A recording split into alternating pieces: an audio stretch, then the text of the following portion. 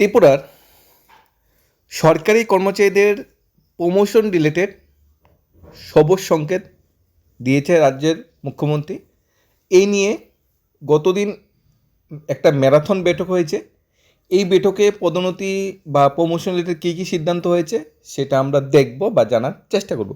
সবচেয়ে প্রথম, ত্রিপুরার যে অনিয়মিত কর্মচারীদের ভবিষ্যৎ কি অন্ধকার? কোশ্চেন কিন্তু চলে আসছে, কিন্তু বাস্তব ঘটনার সাথে যখন আমরা তার মিল বা ম্যাচিং করতে চাই তখন উত্তরটা আসে যে না, ত্রিপুরা অনিয়মিত কর্মচারীদের ভবিষ্যৎ অন্ধকার নয়। এই যে অনিয়মিত কর্মচারীদের একটা আশার আলো বা ভবিষ্যৎ অন্ধকার নয়, এটা কেন বলছি? এই আশাটা কে জুগিয়েছে? এই আশাটা জুগিয়েছে রাজ্যের 8জন অনিয়মিত কর্মচারী। এই 8জন অনিয়মিত কর্মচারী অন্যান্য অনিয়মিত চুক্তিবদ্ধ কর্মচারীদের লড়াইয়ের পথ দেখিয়েছে। তাদের আমরা ধন্যবাদ জানাচ্ছি, তাদের আমরা ওয়েলকাম জানাচ্ছি যে রাজ্যের অনিয়মিত কর্মচারীদের একটা দিশা বা একটা পথ দেখানোর জন্য সুপ্রিম কোর্ট থেকে 8জন অনিয়মিত কর্মচারীকে নিয়মিতকরণের অর্ডার দিয়েছে রাজ্য সরকার। এর আগে অনেকেই সুপ্রিম কোর্ট হাইকোর্টের রায়ে তাদের ন্যায্য অধিকার পেয়েছিল। সবচেয়ে বড় ব্যতিক্রম ঘটনা হলো অনিয়মিত কর্মচারীরা যে রায়টা পেয়েছে সেটা উল্লেখযোগ্য গুরুত্বপূর্ণ। সেই 8জনকে নিয়মিত করার যে অর্ডারটা রাজ্য সরকার দিয়েছে বা রাজ্য সরকার অ্যাকসেপ্ট করেছে, এই রায়ের পরিপ্রেক্ষিতে রাজ্যের হাজারো হাজারো অনিয়মিত যারা কর্মচারী যারা আছে তাদের মধ্যে একটা আশা আলো সঞ্চিত হচ্ছে, তারাও বেঁচে থাকার একটা পথ দেখতে পাচ্ছে। সুপ্রিম কোর্টের নির্দেশে অফার লেটার দেওয়ার বিষয়টি যথেষ্ট গুরুত্বপূর্ণ। এখন রাজ্যের টেট শিক্ষকও কিন্তু অনেকটা আশাবাদী যে সুপ্রিম কোর্ট টেট শিক্ষকদের রেগুলেশন বিষয়টাও কিন্তু দেখবে। সুপ্রিম কোর্টের রায়ে অনিয়মিত কর্মচারী নিয়ন্ত্রণের সুযোগ পাওয়ার বিষয়টি নিয়ে যথেষ্ট চর্চা চলছে। তাদের সংবোধনও কিন্তু দেওয়া হয়েছে ত্রিপুরা অনিয়মিত কর্মচারী মঞ্চ বা মাননীয় বরিষ্ঠ আইনজীবী পুরুষোত্তম বন্দ্যোপাধ্যায়, ওনাদের কিন্তু সংবোধনও দেওয়া হয়েছে। তাই আমরা যদি বলি অন্ধকার, সেটা ভুল হবে। অন্ধকার নয়, অনিয়মিত কর্মচারীদের আশা আলো তৈরি করেছে এই 8জন সম্মানিত অনিয়মিত কর্মচারী। অনিয়মিত কর্মচারীদের নিয়মিতকরণের বিষয়টা রাজ্য সরকারের বিবেচনাধীন। রাজ্য সরকার সেটা বিবেচিত করছে বা সেটা নিয়ে ভাবছে, কিন্তু ভাবনার মধ্যে রাজ্য সরকারের যে সেক্রেটারিয়েট আছে বা সচিবালয় আছে সেখানে কুকীর্তি এবং মাননীয় মুখ্যমন্ত্রীকে ভুল বোঝানোর পরিপ্রেক্ষিতে অনিয়মিত কর্মচারীদের কি ভবিষ্যৎ নষ্ট হচ্ছে, কোশ্চেন সেখানে চলে যাচ্ছে। রাজ্য সরকারের সদিচ্ছা থাকা সত্ত্বেও কিছু উচ্চপদস্থ আধিকারিকরা আছে যারা রাজ্য সরকারকে ভুল পথে পরিচালিত করছে। অনিয়মিত কর্মচারীদের প্রাপ্য দেনা তা মিটিয়ে দেওয়ার যে রাজ্য সরকারের সদিচ্ছা বা ইচ্ছা তার উপর জল ঢেলে দিচ্ছে। যে ব্যক্তির নাম উঠে এসেছে তার আকিঞ্চন, উনি শুধু বর্তমান সরকারকে এই ধরনের পরিস্থিতিতে তুলে নিয়ে যাচ্ছে এরকম নয়, বিগত বামপন সরকারের কাছের প্রিয় পাত্র ছিল উনি, কমরেড আকিঞ্চন। পাঠরবজ্ঞ ওনার দৃষ্টতা দেখলে চক্ষু চরজ্ঞা স্বরূপক্ষম হবে, সেই নির্দেই বলা যায়। তৎকালীন অন্তর্বর্তী দৃষ্টদেব ও সরলতার সুযোগ নিয়ে কমরেড আকিঞ্চন উত্তরোত্তরে এইচওডি হয়ে যান। 24 জুলাই 2018 সালে প্রকাশিত মেমোতে বলা হয় উনি ফিনান্স ডিপার্টমেন্টের যে একটা 10 বছরের অনিয়মিত কর্মচারী নিয়মিত চাকরি করলে নিয়মিতকরণের সুবিধা পাবে, ওটাকে উনি ক্যান্সেল করে দেন।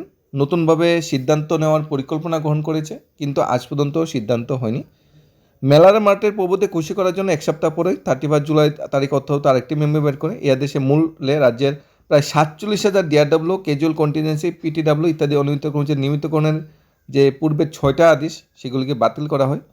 31 জুলাই যে সর্বনাশা আদেশ নামায় বলা হয়েছে যে আগের সরকারের 10, 15, 17 বছর নিয়মিতকরণের যে প্রসেসটা ছিল সেটা বাদ করা হয়েছে। রাজ্য সরকারকে সেই ভুল বোঝানোর মেইন কারিগর সেই উচ্চপদস্থ আধিকারিক, সেই উচ্চপদস্থ আধিকারিকের ভুল পরামর্শে বা আমলাতন্ত্রের বেড়াজালে অনিয়মিত কর্মচারীদের ভবিষ্যৎ আটকে আছে। প্রসঙ্গত প্রায় 29,000 গ্রুপ ডি ডিআরডব্লিউ অনিয়মিত কর্মচারী রয়েছেন, প্রায় 18,600 চুক্তিবদ্ধ অনিয়মিত কর্মচারী রয়েছেন। ইতিমধ্যে প্রায় 4,000 অনিয়মিত গ্রুপ ডি ডিআরডব্লিউ কর্মচারী 2018 সালের পরবর্তী 8 বছরে খালি হতে অবসরে গেছেন। অভিযোগ, প্রথম বিজেপি সরকারের বিরুদ্ধে 50,000 পরীক্ষা খেপিয়ে তোলার জন্য মেলার মাঠ প্রভুদের নির্দেশে আরও অভিযোগ, তৎকালীন অর্থমন্ত্রী জিষ্ণুদেব বর্মন মিষ্টি কথার বেড়াজালে আবদ্ধ হয়ে ফাইলে সই করেছেন।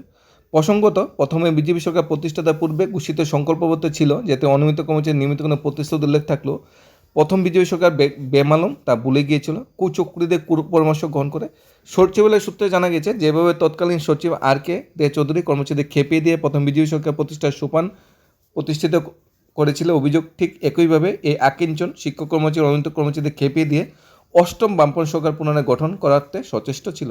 যদিও 2023 সালে বরাত জুড়ে বিজেপি সরকার টিকে যায়, কিন্তু আকিঞ্চন 2028-কে পাখির চোখ দেখে মেলার মাঠ হয়ে দারুণ ব্যাটিং করে চলেছেন। প্রতিবেদক আরও জানতে পেরেছে, এই আকিঞ্চন দুর্নীতির সমস্যায় কোনো আধিকারিক রুখে দাঁড়ালে তাকে নিকেশ জন্য সমস্ত কৌশল প্রয়োগ করেন। অথতরে দক্ষ অফিসার অতনু দেওয়ানজি প্রায় 10 কোটি টাকার সফটওয়্যার কেলেঙ্কারি নিয়ে ফাইলে বিপরীত নোট দেওয়ার পরেই ওনাকে কোঅপারেশন দপ্তরে বদলি করা হয়। অভিযোগ, ইতিমধ্যে আকিঞ্চনের জমি দুর্নীতিতে প্রকাশ হতে B K. Sahu IAS, Abhishek Chandra IAS, Manohar Biswas টিসিএসদের চাকরি ক্ষেত্রে বিভাগে পড়তে হয়। অতনু দেওয়ানজির ক্ষেত্রে একই প্যাটার্ন এর এক্সটেনশন। অসম ক্ষমতা এই অকিঞ্চন বাবুর বর্তমানে মন্ত্রিসভা আদালে উনি সমান্তরাল প্রশাসনিক কায়েম করে রেখেছেন এবং প্রশ্ন হচ্ছে, ওনাকে আটকানোর সাধ্য কি মাননীয় মুখ্যমন্ত্রীর আছে, মন্ত্রিসভা আছে? এহেন ব্যক্তি তার অর্থবিত্ত পরিচালিত হলে রাজ্যের জনগণ যে দুর্ভোগ পড়বে সেটা নয়, কর্মচারীদের মনে সরকারের প্রতি একটা বিতৃষ্ণা, সরকারের প্রতি একটা নেগেটিভ ভাইব্রেশন তৈরি করবে। অনিয়মিত কর্মচারীরা যেভাবে নিয়মিত কোনো আশা করছে, সেরকম সর্বশিক্ষা শিক্ষকরা নিয়মিত আশা করছে, ফিক্সড পে কর্মচারীরা নিয়মিত কোনো আশা করছে, এবং রাজ্যের অঙ্গনের কর্মীরাও গ্র্যাজুয়েটি আশা করছে, এসপিওরাও নিয়মিত কোনো আশা করছে, স্বাস্থ্য দপ্তরের যে ডিআরডব্লিউ কর্মচারী তারাও নিয়মিত কোনো আশা করছে। সবাই কিন্তু নিয়মিত কোনো আশায় বসে আছে, এবং তার থেকে কিছু কিছু ব্যক্তি যারা আছে, ব্যক্তিবর্গ যারা আছে, সাহস জগিয়ে হাইকোর্টে গিয়েছে, সুপ্রিম কোর্টে গিয়েছে এবং তাদের জয় হয়েছে। এই যে জয় হয়েছে 8জন ডিআরডব্লিউ, সেটা কিন্তু একটা বিরাট বড় পজিটিভ মেসেজ নিয়ে যাচ্ছে অনিয়মিত কর্মচারীদের মাঝে, যে আমরা যখন সরকারের কাছে আবেদন নিবেদনের মাধ্যমে আমাদের কোনো উত্তর বা ফল আমরা পেব না, তখন আমাদের একটি দায়িত্ব কোর্টে যাওয়া, এবং কোর্টে গেলে সরকার যখন হারবে তখন আমাদের সব কিছু দেনাওয়ানা মিটিয়ে দিতে সরকার চিন্তা ভাবনা করবে, এবং সরকার সেটা বদ্ধপরিকর কোর্টের রায় মান্যতা দিতে।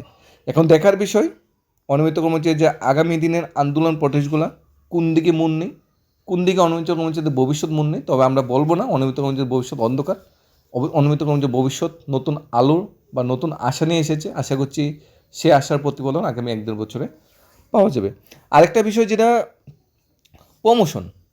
প্রমোশন সব সরকারি কর্মচারীদের প্রাপ্য, সেটা আপার স্কেলে হোক বা লোয়ার স্কেলে হোক, কিন্তু দেখা যাচ্ছে ত্রিপুরা যে প্রমোশনের যে বিষয়টা, পদোন্নতির বিষয়টা, যারা উপরের সারিতে যারা আছে বা বড় বড় আধিকারিক অফিসার যারা আছে, তারা নির্দ্বিধায় প্রমোশন পেয়ে যাচ্ছে, প্রমোশনের সব বেনিফিট পেয়ে যাচ্ছে।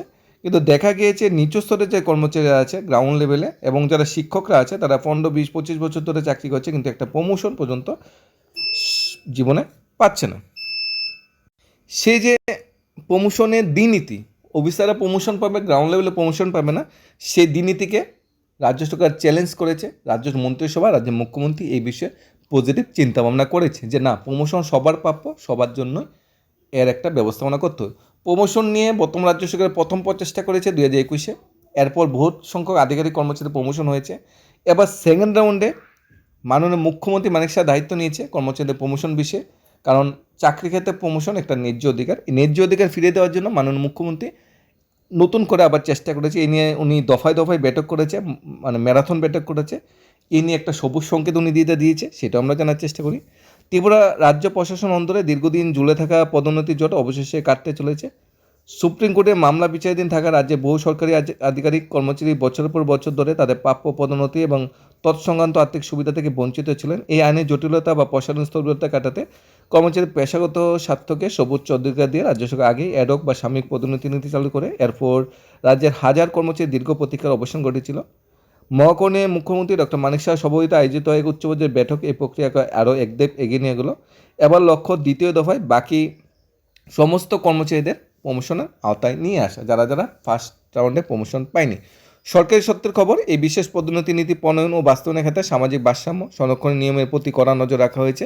বিশেষ করে তফসিলি জাতি, তফসিল উপভোক্ত কর্মচারীদের আইনি অধিকার ও স্বার্থ যাতে কোনো ক্ষুণ্ণ না হয় তা সুনিশ্চিত করতে বর্তমান প্রশাসন প্রথম দফায় সাফল্যের পর মুখ্যমন্ত্রী রাজ্যের অ্যাডভোকেট জেনারেলের সঙ্গে ম্যারাথন বৈঠক করেন। আইনি দিকগুলি খতিয়ে দেখে মন্ত্রিসভা অনুমোদনে এই সাময়িক পদোন্নতিগুলিকে স্থায়ী বা নিয়মিতকরণ করা ঐতিহাসিক সিদ্ধান্ত নেয়। শুধু কর্মরতই নয়, পদোন্নতি না পাওয়া যারা অবসরের পর পেনশন সংক্রান্ত জটিলতায় ভুগছিলেন, সরকার তাদের পাশে দাঁড়িয়ে এই সমস্যার স্থায়ী সমাধান করেছে। সচিবালয়ের বৈঠকটি ছিল মূলত সেই সব কর্মচারীদের জন্য যারা এখনও পদোন্নতির সুবিধা থেকে বঞ্চিত হয়েছেন, অর্থাৎ ত্রিপুরা সরকারের যেসব কর্মচারীরা পদোন্নতি পায়নি 2021-এর এরকম পদোন্নতি চালু হওয়ার পর এবং বর্তমানে সেকে রেগুলেশন করার পর, তাদের জন্য এই বৈঠকটা হয়েছে। মুখ্যমন্ত্রী স্পষ্ট নির্দেশ দিয়েছে যে যাদের প্রাপ্য, তারা যোগ্য, তাদের তাদের প্রাপ্য তাদের বুঝিয়ে দিতে হবে। দ্বিতীয় দফায় এই পদোন্নতি প্রক্রিয়া চালু হলে প্রশাসনের কাজে গতি যেমন বাড়বে, তেমনি কর্মচারীদের মনোবল বহুগুণ বৃদ্ধি পাবে। রাজনৈতিক ও প্রশাসনিক বিশ্লেষকের মধ্যে রাজ্য সরকারের এই সময়োপযোগী পদক্ষেপ অন্তত তাৎপর্যপূর্ণ। একদিকে আইনি জটিলতা পাশ কাটিয়ে কর্মচারীদের মুখে হাসি ফোটানো, অন্যদিকে সামাজিক সংরক্ষণ নীতিকে অক্ষুণ্ণ রাখা, এই দুই মধ্যে চমৎকার সমন্বয় সাধন করেছে বর্তমান নেতৃত্ব। এই সিদ্ধান্ত হলো রাজ্যের সরকারি কর্মচারীদের দীর্ঘদিনের বঞ্চনা ও ক্ষোভের যেমন উপশম হবে, তেমনি রাজ্যের প্রশাসনিক পরিকাঠামো আরও শক্তিশালী এবং গতিশীল হয়ে উঠবে বলে আশা করা যাচ্ছে। দ্বিতীয় দফায় এই উদ্যোগকে সাধুবাদ জানিয়েছে রাজ্যের বিভিন্ন কর্মচারী সংগঠনগুলো। প্রথম দফায় 2021-এ তৎকালীন মুখ্যমন্ত্রী বিপ্লব কুমার দেব প্রমোশন বিষয়ে বা পদোন্নতি বিষয়ে একটা অ্যাডক প্রমোশন পলিসি চালু করে।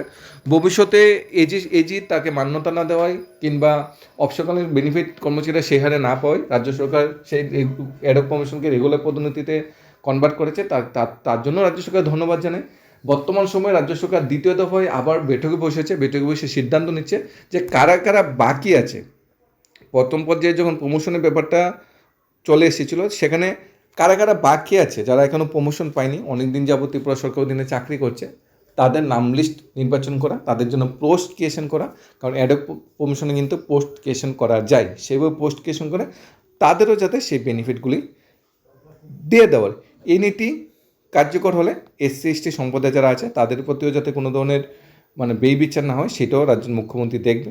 সেই বিষয়ে রাজ্য সরকার আগাচ্ছে যাতে কোনো আইনি জটিলতা যাতে না থাকে, সতর্ক নজর রাজ্য সরকার দিয়েছে। অ্যাডভোকেট জেনারেলের সাথে মিটিং এই বিষয় হয়েছে এবং রাজ্য সরকার বর্তমান সময়ে কর্মচারীদের আরেকটি ন্যায্য অধিকার যে প্রমোশন, সেই বিষয়ে হাঁটছে। আশা করছি পাশাপাশি রাজ্য সরকার MSCP বা অন্যান্য যে কর্মচারী যিনি ক্রাইটেরিয়াগুলি আছে সেগুলোর বিষয়েও ভাববে, সেগুলোর বিষয়ে একটা যথাযথ গুরুত্বপূর্ণ সিদ্ধান্ত নেবে। বর্তমান সময়ে রাজ্য সরকার এই সিদ্ধান্ত নেওয়াকে রাজ্য সরকারকে ধন্যবাদ জানাই এবং আশা করছি দীর্ঘদিনের যে বঞ্চনা ছিল প্রমোশন বা পদোন্নতি রিলেটেড, সেই বঞ্চনাটা চিরস্তরে মুছবে এবং কর্মচারীদের মনে নতুন আশা আলো এবং পজিটিভ ভাইব্রেশন তৈরি করবে বর্তমান সরকারের প্রতি। ধন্যবাদ।